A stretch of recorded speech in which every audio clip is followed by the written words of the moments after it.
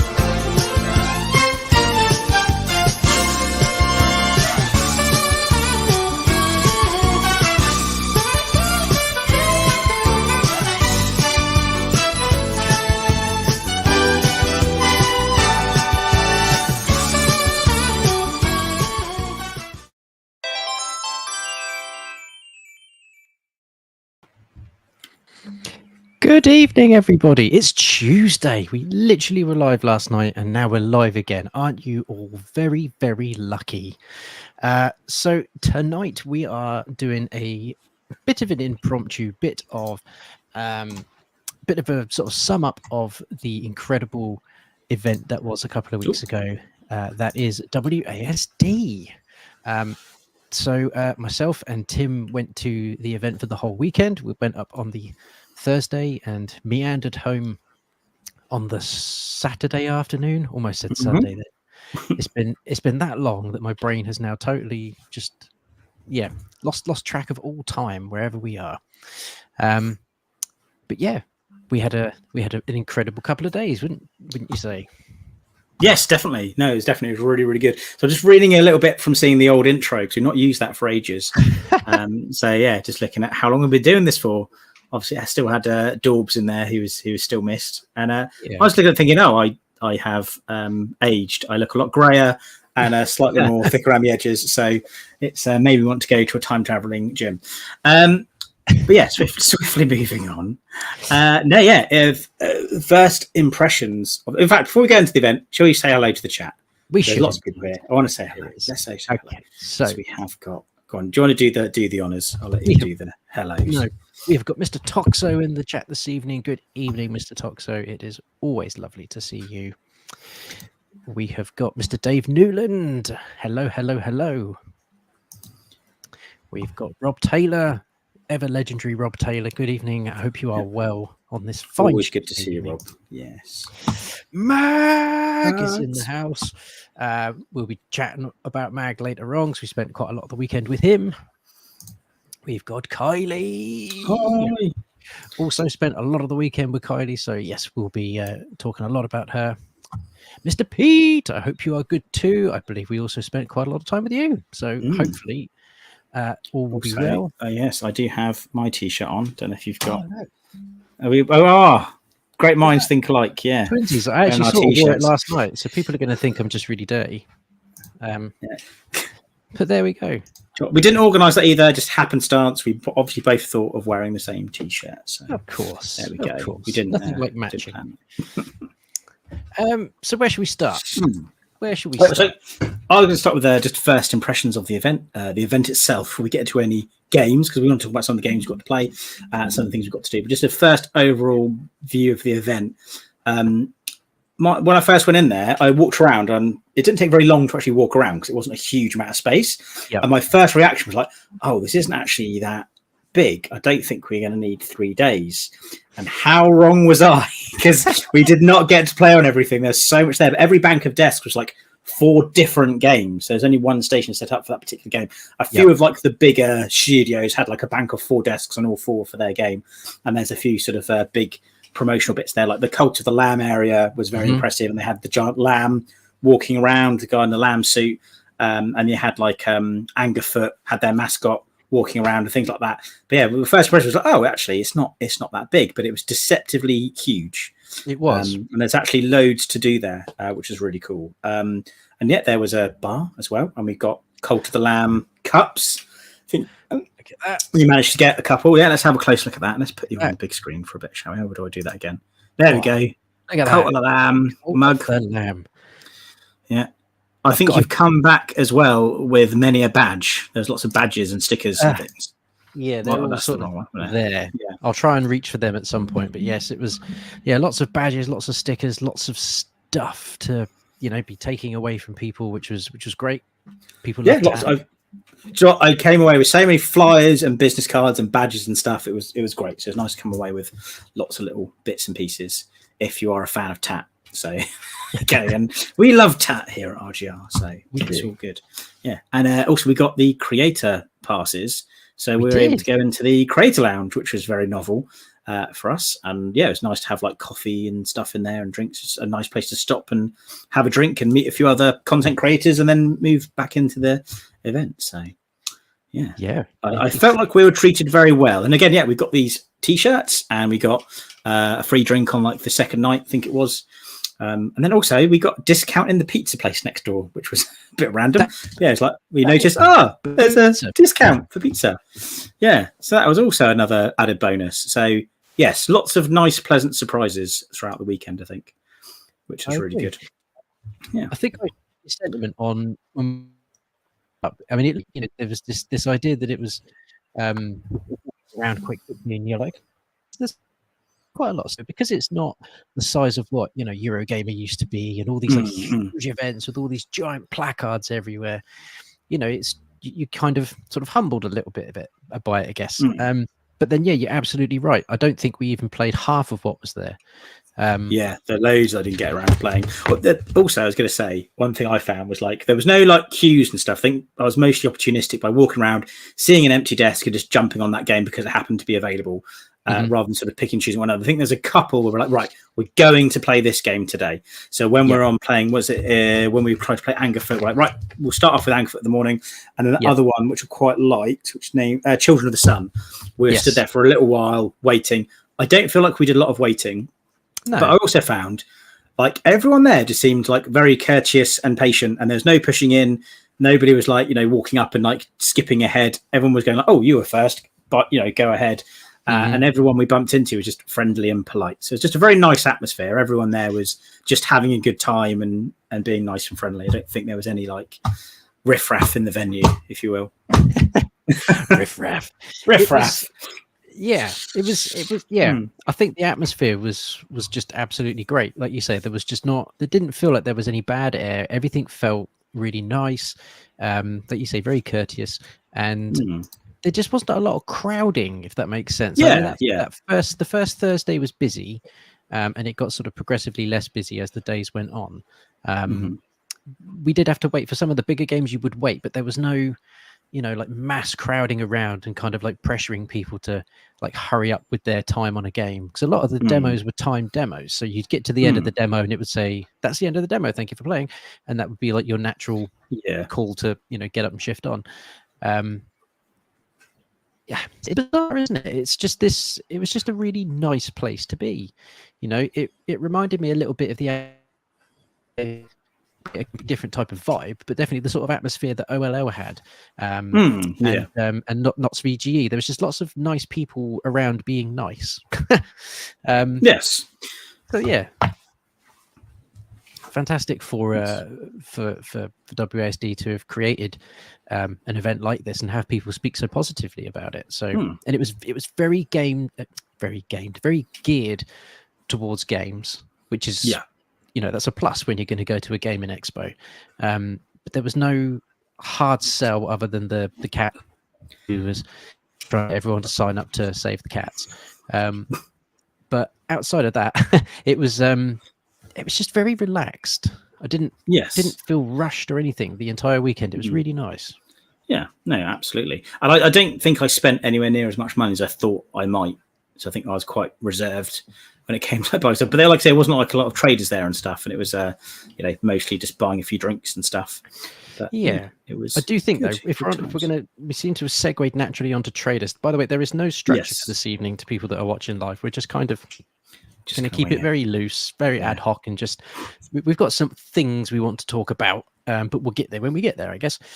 So you mentioned traders, and we weren't going to. We didn't think, oh, cool, maybe I'm going to get away with not spending much money this weekend. There was typical. There was a stand there, Lost in Cult, which I know a few people will know who they are. They make these incredible books, and I do have one here. I was only one short of the entire set that they had there at the weekend, and this is a series called Lock On. They have these incredible books with these incredible commissioned artwork on them, and the whole book is kind of like an archive of gaming. Some of it modern, some of it retro, but all of it absolutely awesome. Hopefully we're going to get some of the people from Lost in Cult on the channel for a chat to hear about their gaming memories, what got them into the hobby, and then to sort of talk about this incredible product that they do. Each book has unique artwork. You can get hardcover books as well, which are a little bit more pricey, and they've got incredible artwork on the covers as well. Yeah, Lost in Cult. If people haven't heard of it, 100% go and check them out, because this book series is phenomenal. I'm now only one book shy, and we'll be picking that up very, very soon. So yeah, traders. I did spend some money that I wasn't intending to do, and it was on books. Yes. Yeah. Well, always good. It's always good to spend money on books, I think. Yes. That's always a worthwhile purchase. Yeah. So just as well, just want to shout out to Kylie and Pete from the, I'm going to get the name right, Rapid Reviews Radio, I want to say. And of course to Mags, who kept us good company over the weekend, and also had we got to join in on their podcast for their day 2, I think, because they're covering all the days of WSD in their podcast as well. So yeah, shout out for them for being welcoming and having us tag along. Indeed. Yes, because that was fun to get to hang out with like-minded people and enjoy some good company. Indeed. Games. Should we talk about some games? Let's talk about some games, because I've got this games list. So, in fact, I'm just going to do this as well, because I haven't gone full screen yet. And this is that's you again. How do I make me go full People screen? don't want to see me full screen again. Hang on. How do I? Let me do this. Right. I've zoomed in. There we go. Right. So that's I'm going to do the layout. Although my camera's probably not going to. So you can see it probably looks deceptively big here, because there's lots of stuff on the stage. There's all these little things, different tables, and then you have this handy list. That is all of the games you can play. Yeah, you get absolutely loads. So it's absolutely bananas how many games there were there to play. So, did you want to just go through games that we played? I think so. Yeah, we'll try and maybe fire up the odd trailer here and there for people to see as well. Well, I don't think you played this first one, so I'm just going to go through these in order, and then if there's any I miss, because I ticked off what I played, so I don't know if there's any that you played that I didn't. I'm not sure if you've got a couple of extra ones you want to throw in. Yeah, the first game I've got on my list was Last Spartan Glory Over Madness. That was from Bad Spiel Studio. I did not get to play that. You didn't get to play this one. So this one was quite good. It was like a dice building game. And I got a chance to speak to the creator who's talking about it. And I kind of went off on the topic of Dice Forge, because there's a physical dice building game that I've got, like a board game. I said it reminded me a lot of that, and he's like, "Oh, tell me more about this game," because it sounded like he wanted to look at doing physical game as well. And it's basically like a battle game where you roll dice, and then you can like re-roll dice you want to try again, and you have so many re-rolls. And then after each battle, you could then get given a new dice face, and you could choose which one to swap out, so your dice get more powerful because you replace each face of the dice and have another go. And it's just like going through battling. I don't know if there's other modes and stuff to play, but he did say that wasn't the most up-to-date version of the game. Okay. Which I think he was a bit bothered by, because every time someone came off, it was like, that's not that, it's better now. Like, we've done more to this than what you get to play, but I can't have a newer version out here. And I know what that's like when you get somebody to look at something. It's like, I've done more on this since. But yeah, what they had so far on that was pretty cool. Just a dice battling game. There's quite a few games there actually, which were like card games kind of format, but with a point and click kind of aspect to it. But yeah, I did enjoy that. I think I probably could do with playing that a bit longer. And I think I kind of did miss out at the beginning, because I didn't realize that when you picked your dice, you had to then select it and then swap it over. So the first few battles, I didn't swap my dice over, and then I didn't actually get that far in the end. So if I'd been swapping my dice over, I would have been more powerful. So I missed that one. The next game, which I know you did play, which I think we need to talk about a little bit and possibly find a trailer for or show a video, that was Lunar Abyss by Bonsai Collective. Yes. That was one of the highlights of the weekend for me. That was absolutely brilliant. And I was quite shocked. We spoke to a couple of people there, and I said, "Oh, how long have you been working on this for? What's the size of the team?" I think they said they've been working on it for about a year, and there's a team of 5. Yep. And when you see the graphics of the game, I was like, "How have you done this with 5 people in a year?" It was absolutely mad. Yep. I do have a trailer, so let's see it. I'll share this. I will keep the sound off just so that we don't get copyright struck. Okie dokie. So we're going to share this from the official PlayStation, and yeah, this really was something dead cool. It was, I guess the only way to describe it is it looks like a very high-end AAA game.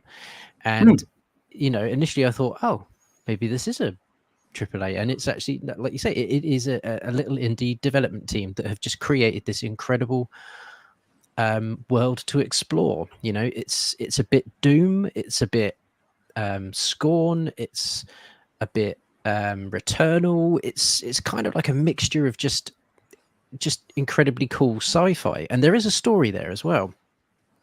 The atmosphere I thought looked really cool. It's like the dark setting with like the red lights just made it look really atmospheric.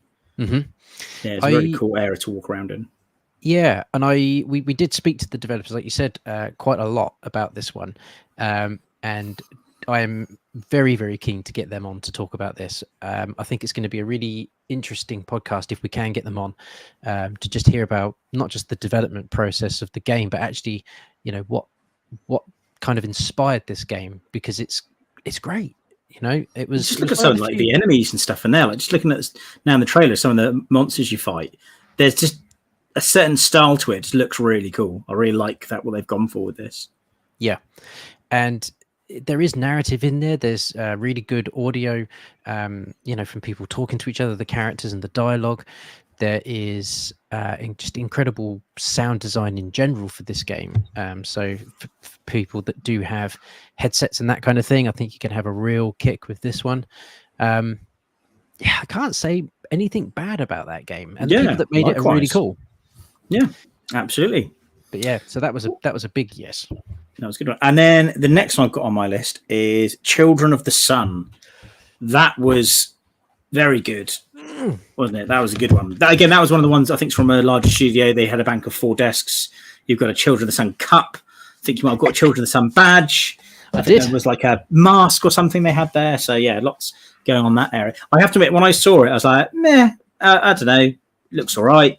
Wasn't really sucked in. Watched a few people playing it. It's like, hey, I'll give it a go. And then when I actually sat down and got to play it, I was like, yeah, this is a good mechanic. I really like this. So I think it's definitely one of those games you actually need to sit down and play to kind of get the real feel for it.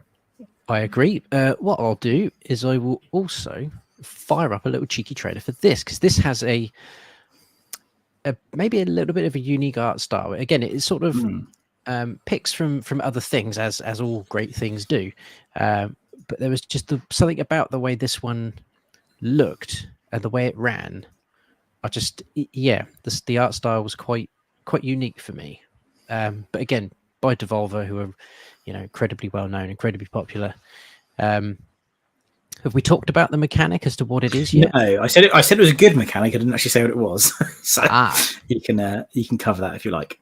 Okay, so this one is you control the character with the sniper rifle, as sort of showing there. You're sort of running between the various levels on the map, and what you have to do is take out everybody in the map using your sniper rifle. However, one of the mechanics is when you fire the bullet, you effectively travel with the bullet, and then you land where your person's where the kill was. So you can't move around the map in a linear fashion like you would. You actually have to almost like puzzle solve where all the enemies are in order to get to the next vantage point to take out the next enemy. And slowly throughout the levels, you can start sniping onto things like gas canisters to kind of drag you around the map a little bit more. There was a mechanic a bit later on in the demo where you could like take control of the bullet like mid-flow. So you'd fire the bullet, it would go halfway across the map. You could then take control of that, change the trajectory, and aim that towards your target and try and get around the map that way. So it was really good fun because it was fast and it was quick, but it also had a good puzzle element to it as well, which I'm You had to not plan massive. ahead, didn't you? Yeah. Yeah, you did. Yeah. And I'm not massive into puzzle games, but this mechanic just made it a little bit more interesting, a little bit more fun. This one was quite busy throughout quite a lot of the time. So, if there was a big crowd there, we'd kind of just, walk away and come back another time. But I thoroughly enjoyed this one. I have no idea if it's coming to console. But there's a few games there this weekend, and I'm sure we'll probably touch on this later, that's made me and you kind of walk away going, I think I need a Steam Deck. Yeah, yeah, definitely. I was just about to say that. I think Steam Deck is on the horizon for both of us because just the range of different games that were on show. All of them had links to their Steam wish list. If you order on Steam or pre-order on Steam, it's like, yeah, I think I might be getting into that. So yeah, no, definitely a good selling point. Children of the Sun. That was a highlight of the weekend for me. Really, really enjoyed it. Yeah. The next one I've got here was Angerfoot. Again, there's a few devolved ones here. So Angerfoot, first-person shooter. There's some things about it I quite like. So the art style I felt was kind of reminded me a little bit like Time Splitters, kind of like large-than-life cartoony, like big characters and a few things sort of over-exaggerated. I think I quite liked about it is like you'd kill someone, grab their gun, and then you'd have a few shots of it, and that'd be it. Like you would then have to throw the gun and then kick somebody and then pick up their gun. And you're constantly swapping your gun out because the gun you pick up from an enemy would only last you a few clips and you chuck at them and things like that. Yep. So that was quite fun. It was very fast paced. You kick doors down, clear a room with people. Then you'd run out of bullets. You'd have to pick up someone's gun and then do it again. Very fast paced. I don't think I quite got on that well with the controls. But then after we played it, I think we found that some of the controls were mapped differently on different setups. So maybe the mapping wasn't really for me. Good sense of humor as well. There's a few pixelated, blurry stuff around. Like you can kick a door in, there's someone sat in a toilet and everything's pixelated. Now there you go, kicking a door down, rushing through. And they had a mascot that was going around frightening people. Yeah, so I think Kylie said in the chat earlier, which I think she was sat there playing this, and the whole point of this is you are, well, like you've just said, and like we're watching, you're just kicking things with that foot, the anger of the foot. And I think Kylie was playing it. It's quite loud in terms of the game. So the guy dressed up as the anger foot all of a sudden appeared next to Kylie and kicked the desk in next to her, and I think that made her shat her pants a little bit. But it was. I think I would enjoy that more if I'd had a controller. I do have to say. I think I would as well, to be fair. And I think Pete also said the same thing. It definitely was the mapping of the controls that sort of didn't make me fall in love with it straight away. I am used to a controller, so having to use the keyboard and a mouse for that kind of thing would have been really cool. But just some of the mapped buttons weren't top for me. But agree with everything you said. Great art style. I just loved how fast paced it was. It didn't relent. It was very, very constant. And as soon as you die, it was straight back to the beginning of the level. There was no, maybe there is later on in some of the other areas, some checkpoints and that kind of thing. But really good fun. Really, really good fun. Next up, we had Cult of the Lamb, Sins of the Flesh. This is the Cult of the Lamb DLC. Yes. Yes, and that had quite a big setup, didn't it? So that had a whole area with a few Cult of the Lamb props. They had a bar. They had a mascot walking around. So that obviously got quite a lot of attention throughout the weekend. But again, it had a timed demo, so you could play the demo for a little while. So it had good rotation on getting go. So I think we managed to get a go on that fairly quickly. Yes. Which was good, yeah. I have managed to also pull up a trailer for that. We'll just let this little cheeky advert disappear because nobody wants to see that. If you're not familiar with Cult of the Lamb, it's like a rogue-like dungeon crawler, really, isn't it? But it's you've got to build up the Cult of the Lamb, and I think you get loads of different perks and stuff, don't you? As you play, you can unlock different things, and there's a really good sense of humour to it as well. It's kind of like a kid-friendly, cartoony, cute animals, but it's a murderous cult. There's lots of blood and gore. So it's yes. And I didn't realize quite, to coin the pun, but I didn't realize quite how much of a cult following this game has. I haven't played the original. I have picked it up since then because I again adored this demo. I thought it was really charming. Ticked a lot of boxes for me. I like, everybody knows, I like my horror. I like sort of darker stories, but just having this cool little cutesy animation style to go with it, yeah, just a big tick for me. So because I didn't notice at first that the lamb would go around and then later it would go around again, but with blood eyes. So I think they were like swapping out the eyes in the mascot. So it had normal eyes, go away, comes back, bleeding eyes. So yeah, that was a surprise when I noticed. I was like, oh. And I did feel sorry for that guy in that lamb suit because it looked massively uncomfortable. And we were sat there on that second evening and he was just coming back. And I think I was just sat there thinking, oh man, my intrusive thoughts were kicking in. I just really wanted to rugby tackle him and just take down the lamb. It just looks so cuddly, but I'm glad I didn't let the intrusive thoughts win. Otherwise, I think we'd have been in trouble. Yeah, I don't think tackling the lamb would have invited us back next year. I didn't play this one much, but it was I liked the art style. It was Odenfall. That was from Fresh Fireshine Games. They had quite a few games actually set up. The only one I got to play was Odenfall. Actually, I think I did play one of the others, but I'm not going to guess which one and get the name wrong. But yeah, Odenfall was like another roguelite, dropping down, lots of enemies, loads of cool power-ups. And I always love power-ups in games, and literally it was very power-up heavy. You could just get all sorts of different weapons and stuff. And also, I didn't really know from just picking up and playing what the better weapons were, so I was just having fun with it and trying out different weapons. But I kind of get the impression from it that all of the weapons are good.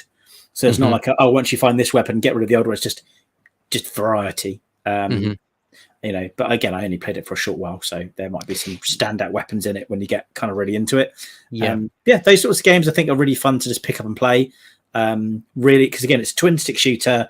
You drop in, you know what you're doing. You're shooting enemies, you're collecting power ups and trying to get life back and score points and stuff. And immediately you know exactly what you're supposed to do, and you can just enjoy it.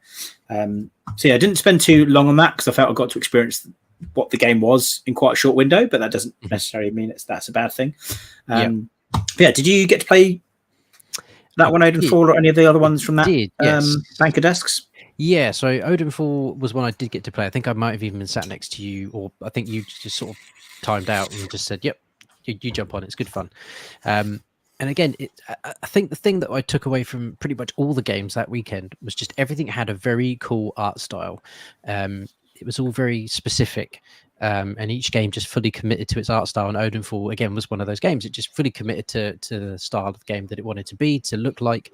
The sort of art style went really well with it being a twin stick shooter. It's been a while since I played like a really good twin stick shooter. I mean, I obviously Xenocrisis doesn't count. That game is top tier godlike. But I do like a twin stick shooter. I wish people would make more of them. So yeah, really enjoyed that. It was good. Yeah. Mr. Blunners, how are you, good sir? Thank you so much for joining in. Blunners, you do have a Steam Deck, so pretty much every game that we're talking about today, I think is probably going to be in your Steam library very soon.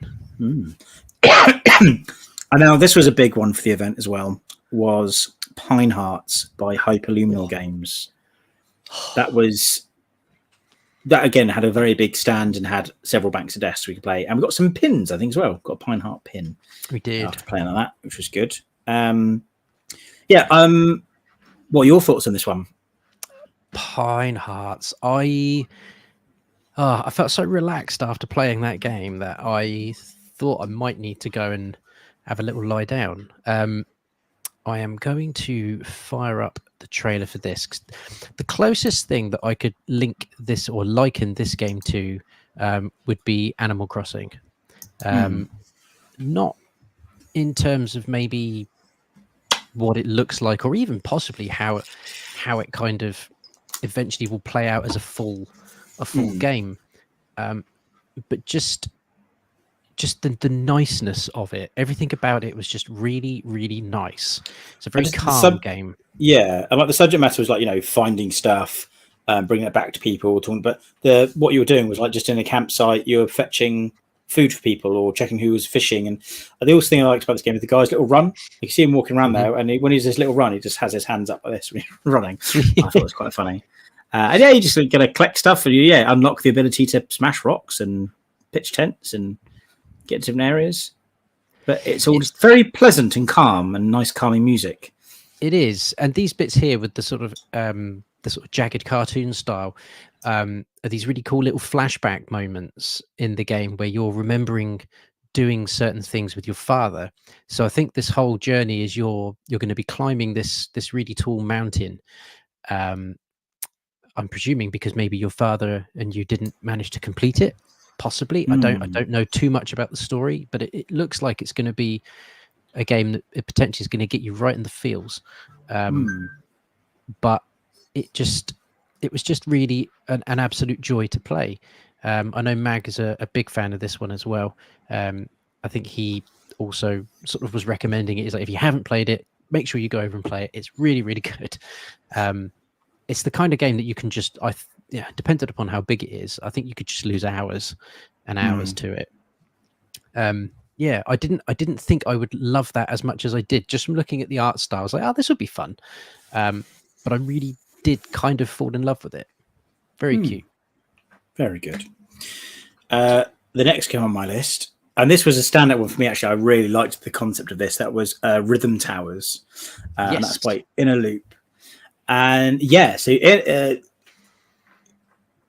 for the name again, Rhythm Towers, like literally just said. So Rhythm Towers is like a tower defense game, but with like a rhythm-based sort of mini game to build your towers. So you start off with like speakers on the floor, and everything's very musical. So like all the enemies hitting stuff, everything like plays musical notes and things like that. So you're constantly like hearing music while you're playing. When you are on the pads, you then enter like a mini dance game, which is akin to something like Guitar Hero or Papa Rapper or the Rapper, dance mat thing where you've got to press the right button at the right time. But the better you do at that game, the more powerful your tower is going to be. So you're going to get like the best quality tower. If you have like 100% note streak, you're going to get a better tower. And then once you built your tower, it's then doing its thing, shooting fireballs or, throwing out resources or whatever it's set there to do. And then the enemies come out. And as the enemies get killed, they drop resources of music. You then pick them all up, and then you can do another tower. And you just repeat that, picking up the towers. Again, the art style looks really cool, and the music in it was really good. It's just a real odd mix of genres smushed together that just actually works really well. Because I do like a tower defense game, but I also find I get bored of them quickly. And I think this would actually give you what you needed for a tower defense game, but adding an additional twist to it. So, you've got the little dance rhythm battle bits where you're dancing, and then, the better you do at that, the easier it is to build up your towers. There you go. And then you build a tower and it drops stuff on the floor. I've not really played anything like that before. It's quite unique. Yeah, I think unique was definitely the word to describe it. It's very cool. It's just completely different. It's not something I'd ever seen or heard of before. I think some of the rhythms for me were a bit off, only in terms of like the button tapping. It did feel maybe there was like a slight delay to some of it, but I think it's definitely going to be something to keep eyes open for sure. Just really unique. The next one, I don't know if you played this one or not. This was Sleepy Time Village by Lightfoot Bros Games. I did not. I did not play. I think I was playing Rhythm Tower while you were playing this. It was right next to it. So I didn't actually play very far through it because I think we had some other stuff I wanted to go on. It was a point and click adventure, which normally isn't my thing. I don't think I think a lot of people like grew up on point and click games and are super into them. I've never really been a massive point and click game kind of guy. But I really did like the premise of it. And it was described as like Life on Mars meets Magic Roundabout. So you've got that someone's been ripped out of their world and somewhere else, but the world he's gone into is like a kid's TV show with a narrator and stuff. So he starts off, you get the little tidbits of information. You kind of get the impression that his job's not going very well. His relationship with his wife is struggling. So he's not in a good place. He's probably not very happy with his lot in life at the moment. It's very dark and dingy and rainy. I think it's like not quite black and white, but almost like blue and black sort of colors. And then when he wakes up in this other world, it's like a morning kids TV show. And he's like, what the fuck am I doing here? and it's got that swearing, disgruntled man trapped in this world, and then you've got that real mix of humor there where he's like, he just wants to get out, and there's a narrator saying, and then the sun came out and opened through the window, and it's like, who said that? What the fuck's going on? So yeah, quite a fun idea. Be interesting to see how that story pans out and play the rest of it. But just from an initial whack, here's the premise of the game, I was like, yeah, this is a solid idea. I think people would enjoy that. It's a fun premise for a game. Yeah. Okay. What is next on the list? Next, we can rattle through. Okay, this will be a very quick one because it was just a little tech demo, but I did get a chance to play on Bib Goes Home from Low Tech Games, which we know Al Low on the channel, and we've spoken to him before. And I've seen, because I follow Al on different social channels, so I've seen on his Instagram and things like that, and things where he posts about his playable book with a projector. So I did actually get a chance to play on that. So yeah, not sure how far that project has got left to go. It's very ambitious, but yeah, it is cool to have a little projector controller, and then like when you jump in, you go for a door, and then you change the page of the book. And again, it felt like very much like a tech demo to say this is the kind of thing you can do. And I saw him do things well where the book itself is like just black and white. But one of the things is you can color in the book, so you can do point and click, color it in, color by numbers, and then obviously because it's from a projection, so you then color the pictures in and things like that. So yeah, not a lot to kind of delve into on that because it was just the tech demo. But that was another thing we got a chance to play. Yeah. Very cool. Always good to see Alistair as well. Yes, did. Although I hear he wasn't around much on the next day, so I didn't see him on the Thursday. Yeah. Or was it the Friday? Sorry, didn't see much of the Friday. Yeah. Anyway, moving on. The next game, this one I absolutely love the look of, and unfortunately I didn't actually get a chance to play it, but I kept on because we spoke to the creator, and he did like a talk with Debug in one of the sort of presentation rooms, and that was Paper Trail by Newfangled Games. And I did watch someone play it for a bit, but I think they were really stuck into it. I was like, it's going to be a while before I get a go, but I kind of think I've already committed to buying this game, so I'll play it when I actually own it. Yeah, Paper Trail. So it's top down point and click kind of game, but you're on paper, and then you can fold the paper over. So if there's like a gap in a bridge, you then have to grab the paper, fold it over, that covers the gap, you cross over, you fold the paper back, and boom, you're on the other side of the bridge. And obviously it gets more and more complex. They looked at puzzles like having a statue that you had to move because you couldn't pull the paper past the statue, or the cutscenes, you could turn pages, like turning pages of a book. And the art style is just beautiful. I really like the look of this game. It just looks really charming. Really nice mechanic.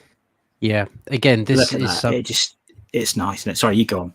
Yeah, no. I was going to say this is the kind of thing where a Steam Deck or a PC is just completely built for this type of thing. You need I think ideally you'd need a mouse or at minimum a touch screen of some sort to really get the most out of this game.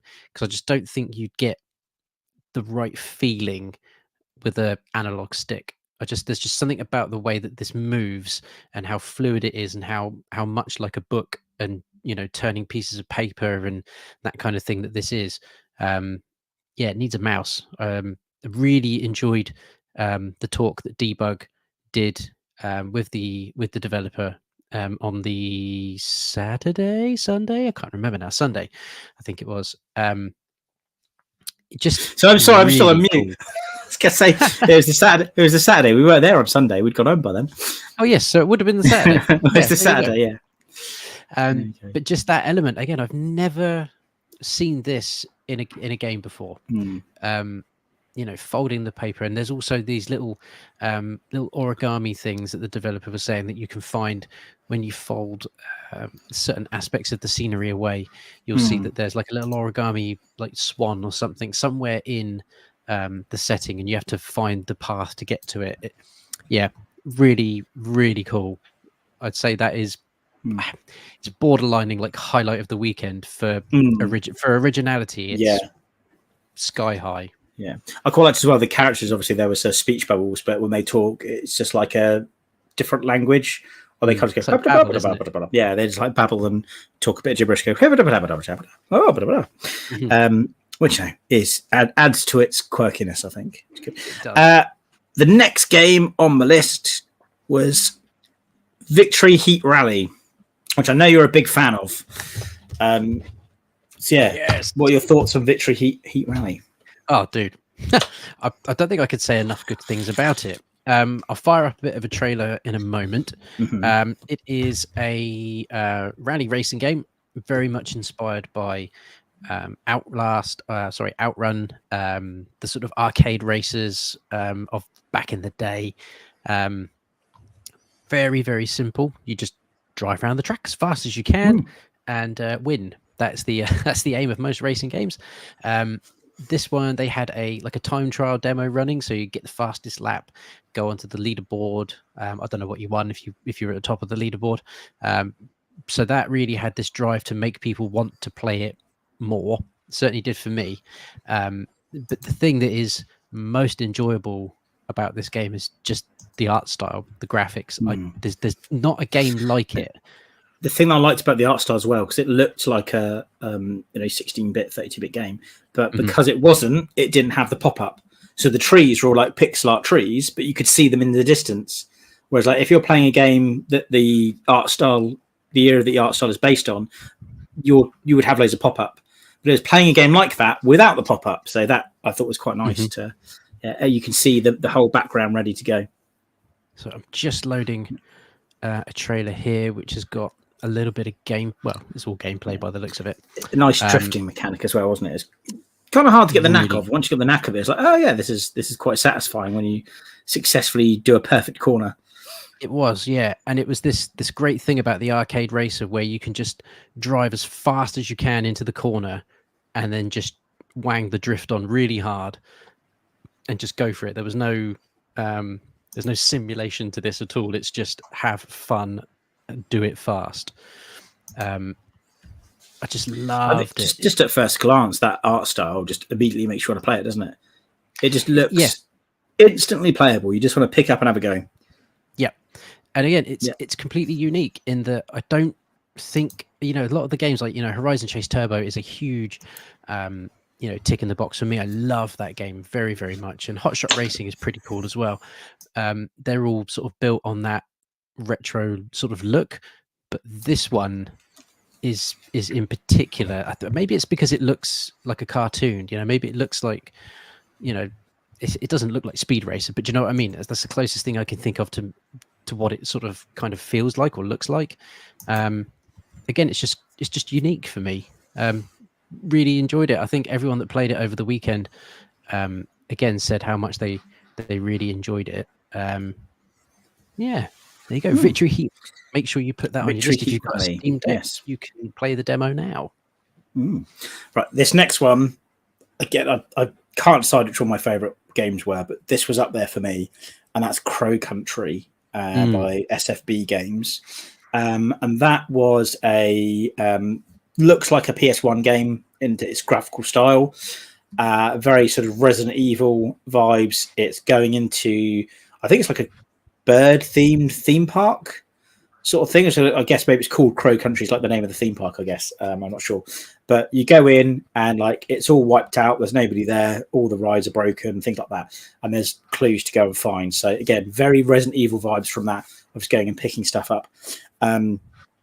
And yeah, that was really cool. And the thing I really liked about this was the fighting mechanic is when you then press the button to hold your gun up, we would normally just point it forward, it then put a crosshair on the screen, which you could then move with the analog stick. So that's where you can like go specifically for headshots on the monsters and things like that. I just thought that was really cool. And also, it was a good camera. You could pan the camera around and like see the whole area.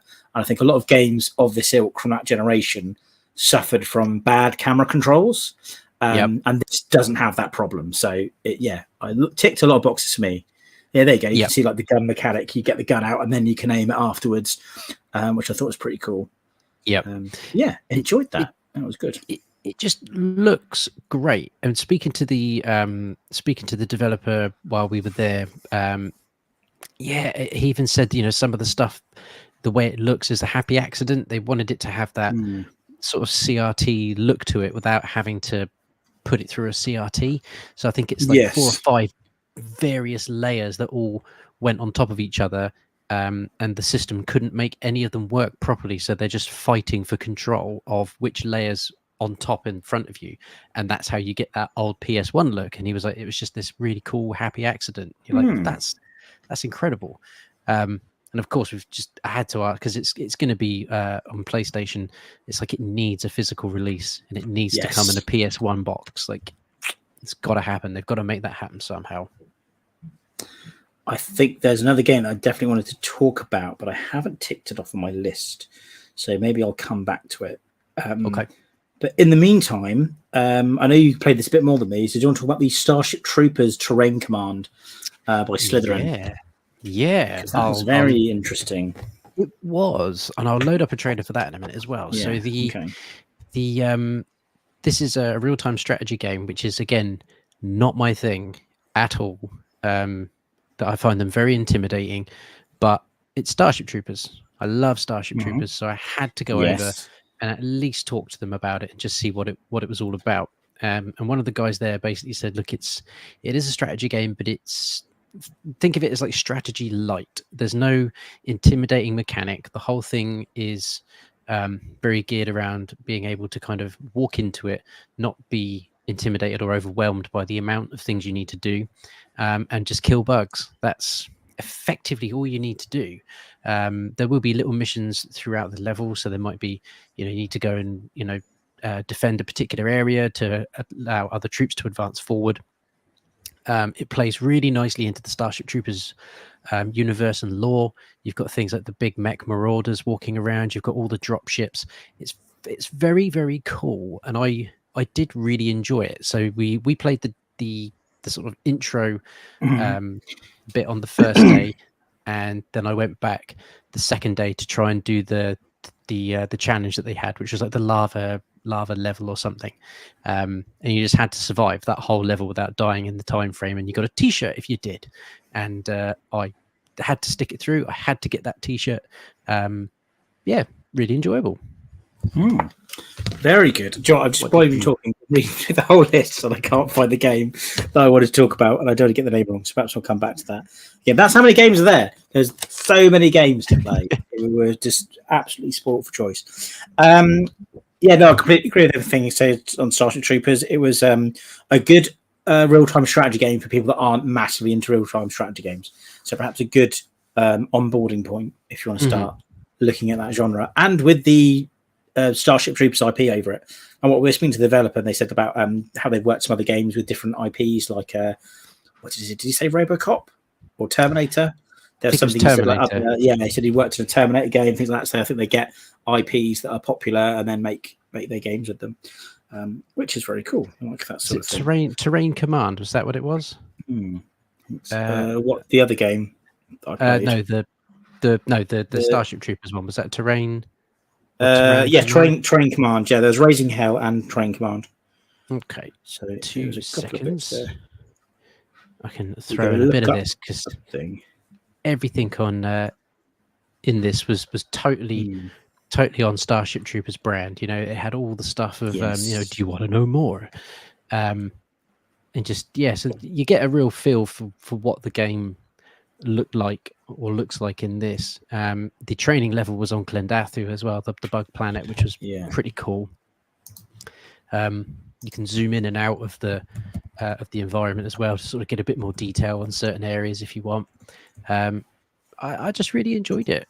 It's definitely something I would pick up and play on a computer for sure, because again, it's another one of the things I think you need a mouse to really get the most out of that. Yeah, and I found it now. It was Whisper Mountain Outbreak. Yes, it's the one I found. I've just lost the name of the studio as well that it was all on. But yeah, that was I can't find it now. Where are you? Whisper Mountain Outbreak. Who made it? Who did it? Live. I will look up. Although if you find a trailer for it, I'm sure it will say what the name of the studio was that did that one. But yes, that was very cool. So that was here we go. I just found it as I'm not sure how you pronounce it, actually. Todge Productions, Toga Productions, probably Toga. Yes, that was very, again, old school graphical style. So that's what drew me in. I saw people play. It's like, that looks like a PS1 game. I want to play it immediately. Very Resident Evil vibes. So I think they took a lot of inspiration from Resident Evil. They even had like herbs that you could mix to make better healing potions, which is direct lift from Resident Evil. And the map had the thing that I really like in Resident Evil, where if you've cleared everything, it's a different color of that room in the map. And then it's just that top down isometric walking around, and then the combat in it was really cool. Lots of stuff like this, like going and finding codes, unlocking safes. Like there's some good puzzles in there. Lots of backtracking and collecting stuff. And again, the item system is very cool, because if you couldn't pick up, say, any more bullets because your inventory was full, you could drop some stuff on the floor, but what you dropped would appear on your map, so you could always backtrack and find it again. And I think the idea was that you go, right, I'm going to use a shotgun. You're holding a shotgun, you've got loads of shotgun ammo. Eventually, you run out of shotgun ammo. You're like, oh, what am I going to do now? Well, I left a gun in the other room. You go back to the other room, you pick up the handgun, and you carry on with all the handgun ammo that's lying around. You can find on your map. And as you see from that clip there, it is multiplayer as well. So I only played it single player, but you can have, I think it's up to 4 people, which is even more fun. And it's point and click for shooting. So, using your mouse to like gun people down. I can't say anything bad about this game. Really enjoyed it. Ticked a lot of boxes for me. And if they get too close, you've got a baseball bat, so you can smack them with a bat as well. It's really good music as well. Sound effects, good monsters in it. I mean, look at that. That looks cool. I had a lot of fun. Big win for this. Yeah.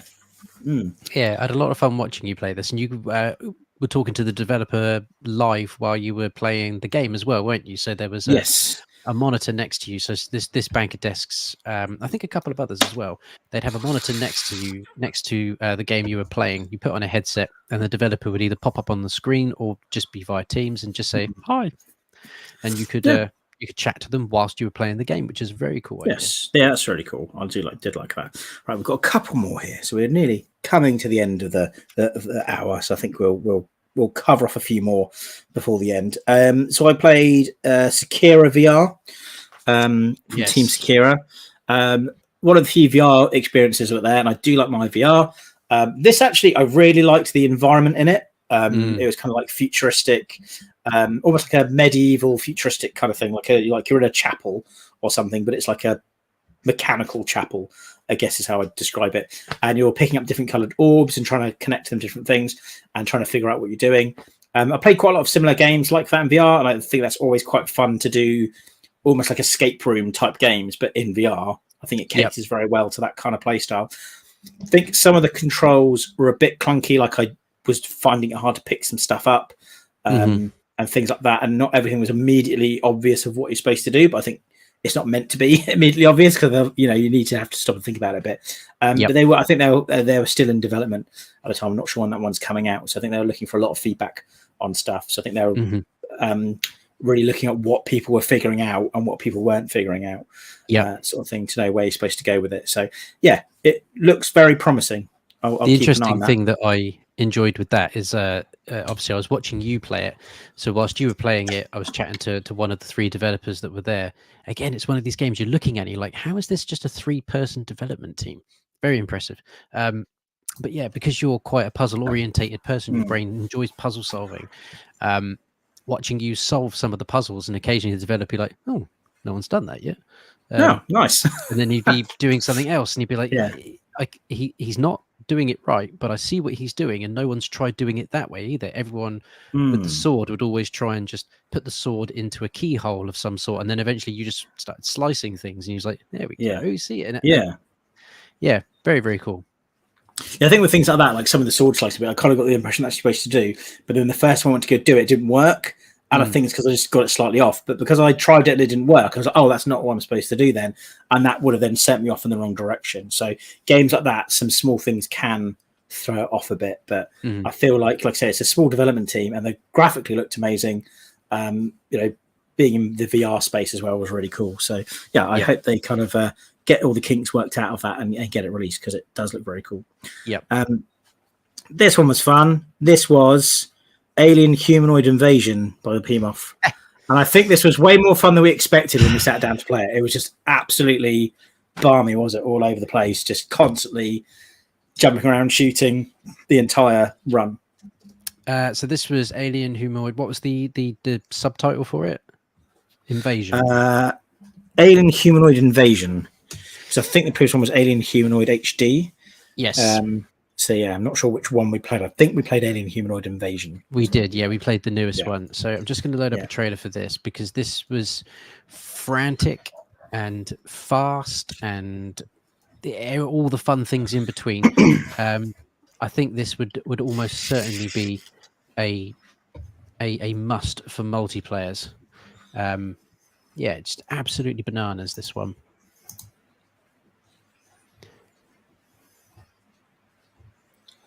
There's a lot going on screen all at once, wasn't there? Yes. Like graphically, the sort of style and the look of it kind of reminds me of things like old Cartoon Network, like Dexter's Laboratory and, that kind of thing.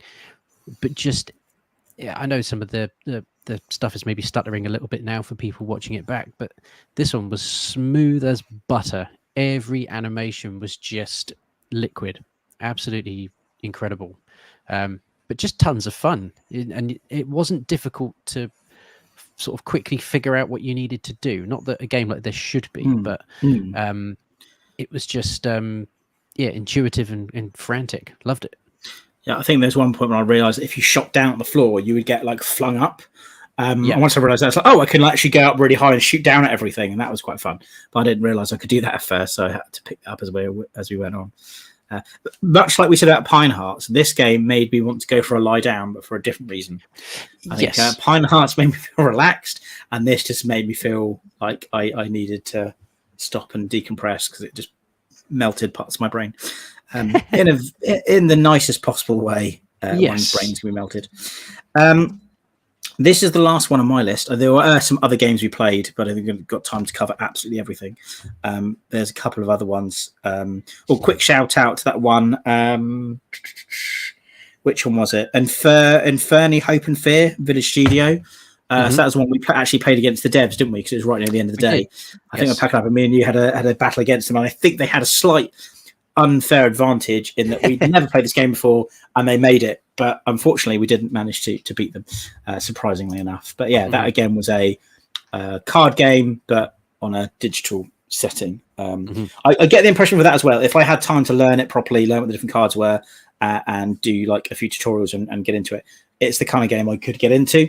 But as we played it as like, I'm going to play this card and hope for the best, and play that card and hope for the best, and let's just see what happens. And then we evidently lost. But yeah, I think they had like a nice setup as well, a nice group of chaps that we got to speak to and talk about the game. So that was good. And last but not least for me, unless there's any others you want to bring up that we haven't talked about, was getting to play the Arcade Paradise VR edition. Yes. So I think it's probably worth divulging a little bit of extra time to this one if we can. Yes.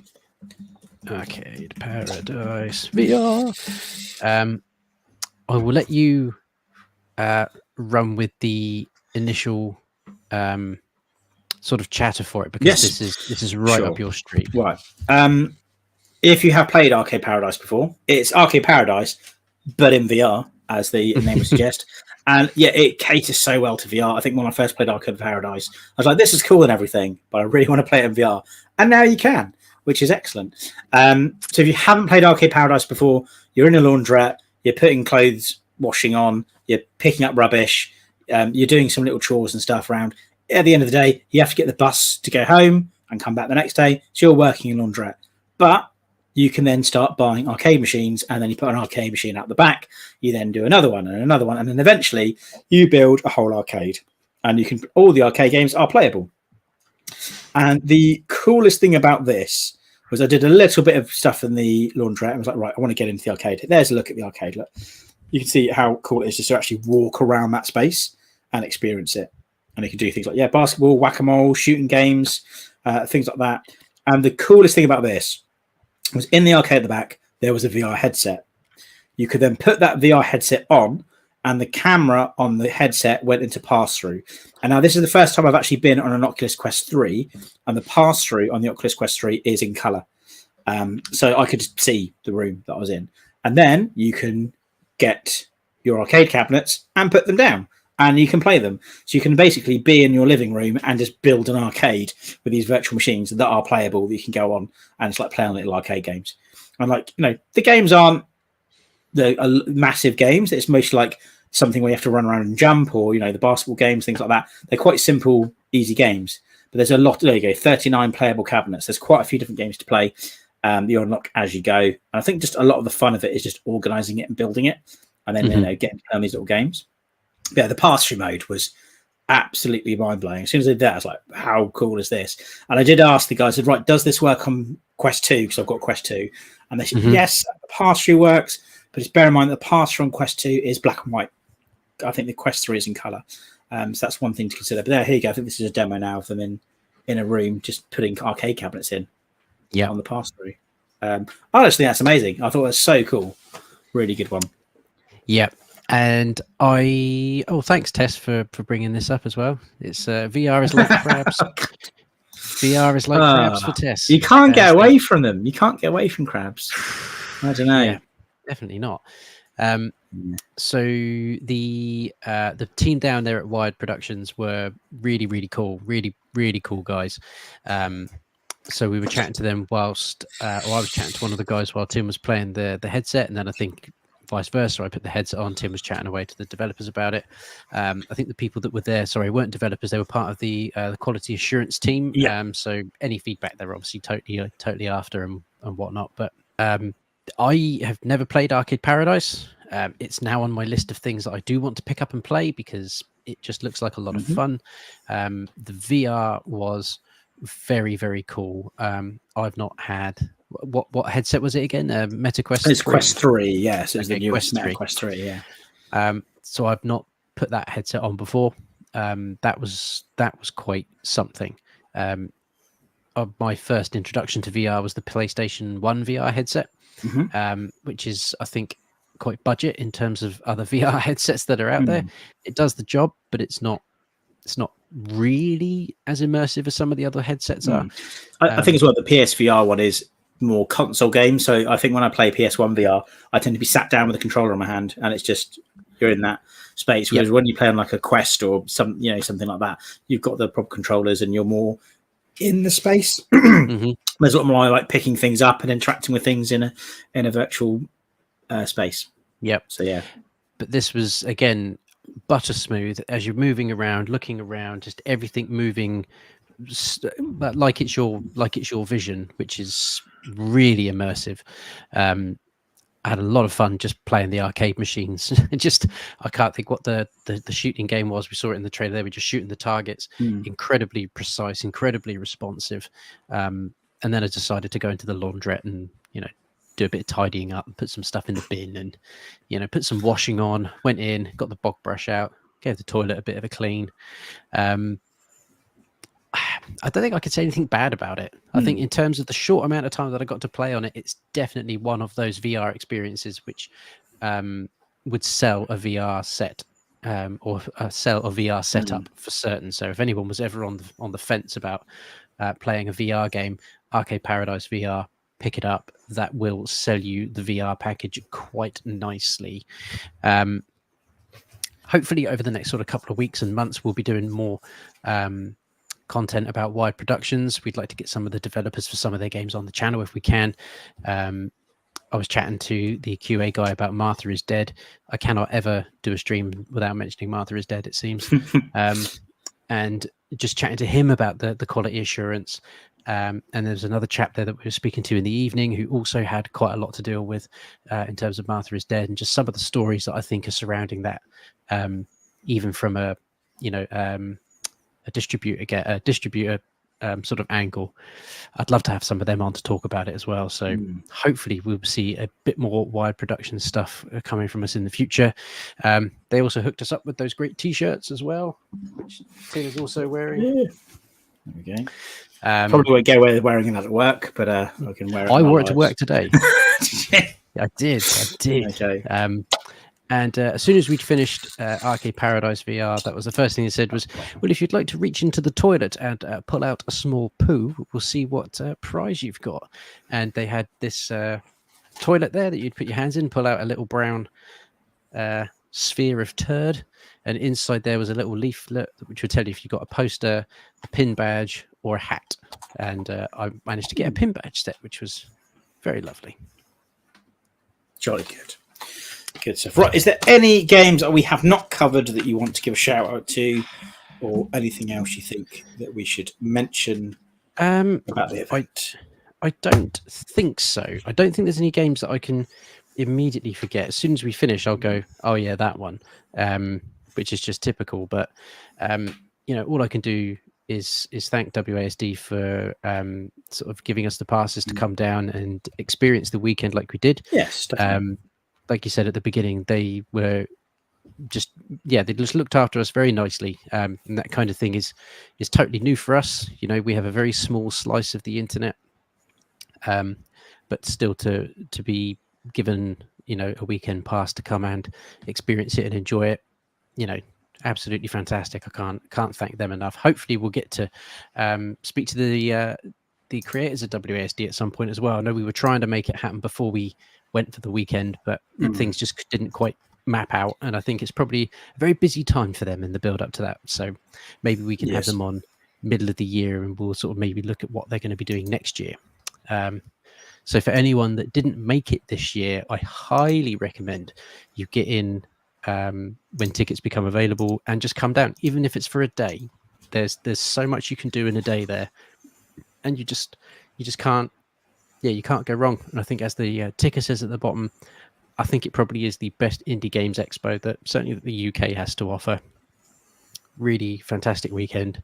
Met some great new content creators as well, which has been a lot of fun. There was no egos walking around. It was just lots of nice people getting to know each other. Cracking weekend. Absolutely. Well said. Cool. So we'll leave it there for this evening. Thank you everyone who has joined us live. If you are finding us through the wonders of the YouTube algorithm, do consider hitting that subscribe button, because that helps us out quite a lot. If you can, give the video a little cheeky thumbs up, because that lets us know that you've been here. And just thank you very much for the continued support that we keep getting from everybody. And we will see you Monday night for Total Evercade. Yes. I've got the timings right. Yes. Yep. Because it was ModCons on Monday. Yesterday's ModCons. Next week is Total Evercade podcast. There we go. And then the week after is Uncensored. For everyone that's going to tune in Monday, we will see you Monday for Total Evercade. Until then, we will see you on the next stream. So good evening, everyone.